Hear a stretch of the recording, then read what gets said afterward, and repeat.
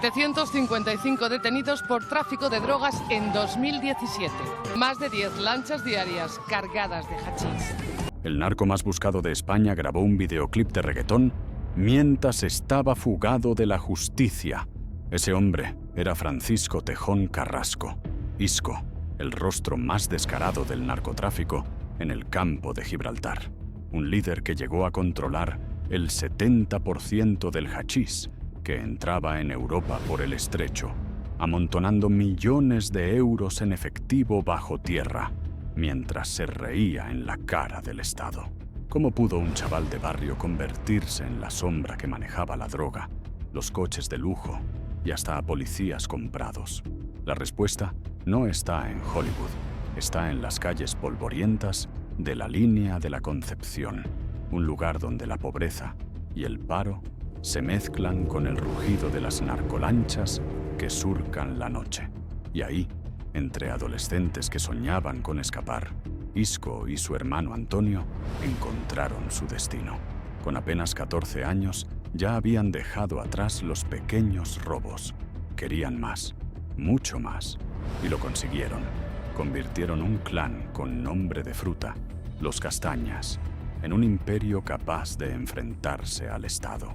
Dinero a raudales, mansiones con rejas de hierro, negocios pantalla, viajes a Cuba, fiestas privadas con música atronadora, prostitutas y policías como invitados. Un mundo paralelo donde la ley no entraba. Pero lo más impactante no eran sus lujos, sino su impunidad. La policía lo buscaba, los jueces lo señalaban, y él, en lugar de esconderse, aparecía sonriente en un videoclip de reggaetón. Era un desafío en toda regla. Un mensaje claro: aquí mando yo, hasta que la calle le devolvió el golpe.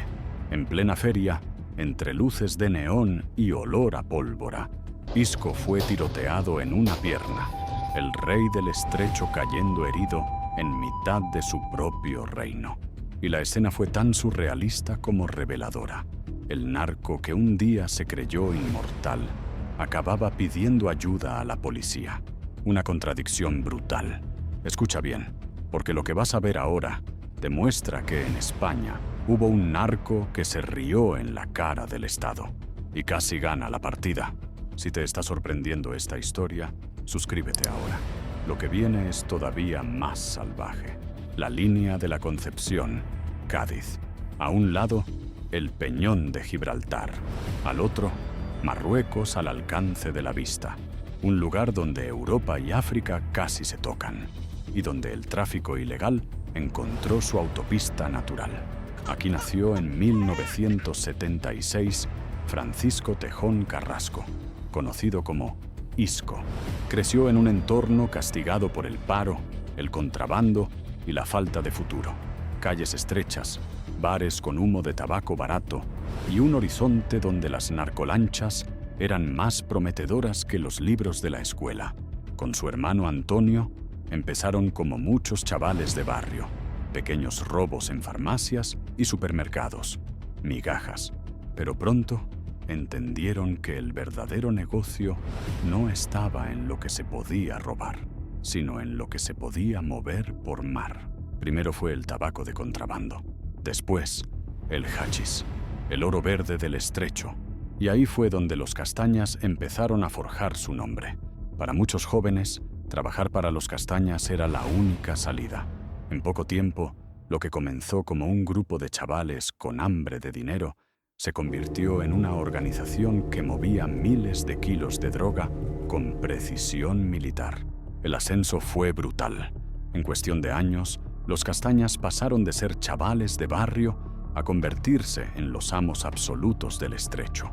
Su red controlaba hasta el 70% del hachís que entraba en Europa por Cádiz. Una cifra descomunal. Un negocio que movía millones cada semana. Las narcolanchas salían de Marruecos como proyectiles, motores rugiendo a toda potencia, espuma blanca cortando la noche, focos apagados para no dejar rastro. Y al otro lado, en las playas de la Línea, decenas de hombres aguardando bajo la oscuridad, coches todoterreno con las luces apagadas, radios en clave, Un despliegue que parecía más un ejército que una banda. El dinero no paraba de brotar.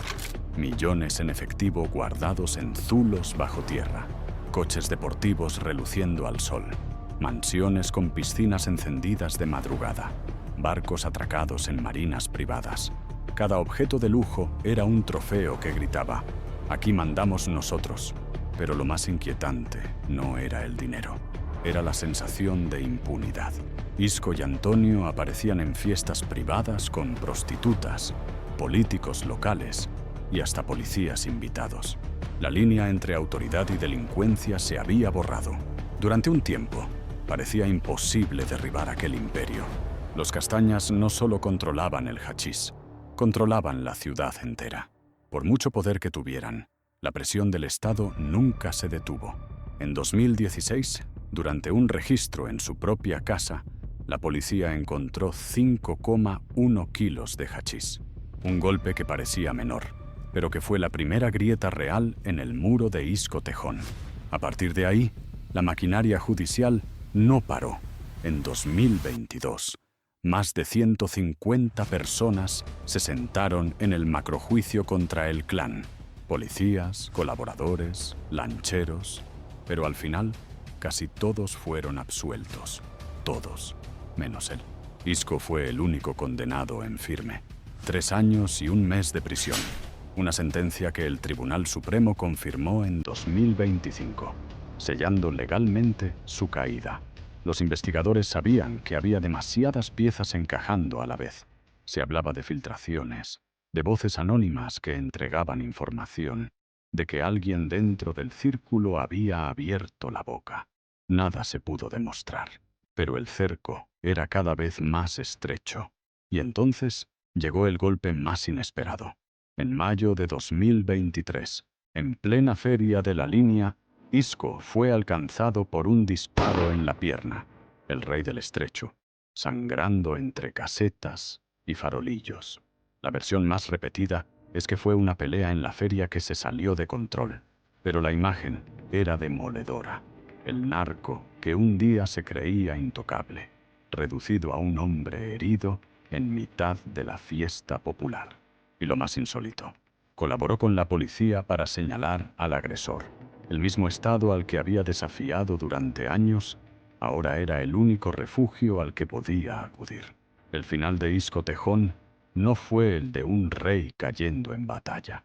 Fue más cruel, el derrumbe lento de un hombre que lo tuvo todo y lo perdió todo. Tras años de persecuciones, operaciones y macrojuicios, la justicia lo alcanzó.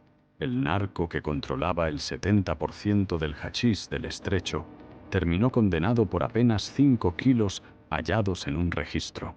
El mismo hombre que movía millones bajo tierra caía por una miseria. Un gigante desplomado por una astilla. Y mientras el clan parecía seguir respirando en las sombras, Isco quedó marcado, herido en una feria, señalado en los tribunales, humillado en la prensa. El narco que se atrevió a reírse del Estado acabó pidiendo su protección. Hoy, su nombre ya no impone respeto, impone duda, porque si a Isco Tejón, el fantasma del estrecho, pudieron derribarlo, ¿qué otros fantasmas siguen moviendo la droga cada noche bajo la bruma de Cádiz? Si quieres descubrir más historias reales del narcotráfico en España, suscríbete ahora. Lo que viene después te va a dejar sin palabras.